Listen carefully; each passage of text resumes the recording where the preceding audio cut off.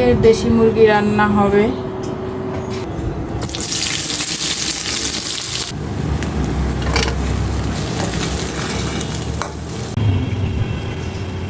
রসুন দিলাম, আদা দিলাম,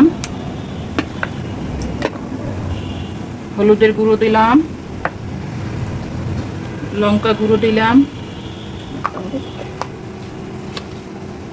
লবণ দিলাম,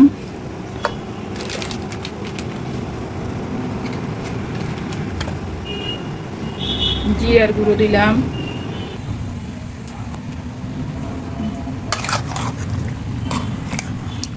মাংসটা ভালো করে ম্যারিনেট করে এখন ঢেলে দিয়ে দিলাম।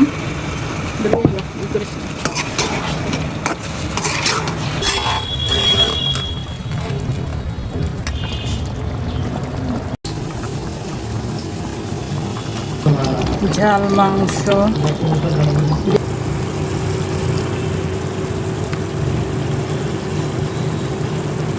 রান্না শেষ, তুলে নিলাম। ভালো লাগলে অবশ্যই সাবস্ক্রাইব করবেন, ফলো দিবেন, লাইক কমেন্টস দিবেন।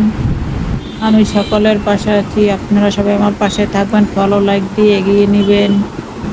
সবাই একসাথে এগুলেই তো কারো সমস্যা হয় না। ফলো ব্যাক করবেন, ফলো দিলে ফলো ব্যাক করবেন, আর আমিও ফলো দিলে আপনারা আমি অবশ্যই ফলো ব্যাক করব। ওকে, ভালো থাকেন, আল্লাহ হাফেজ।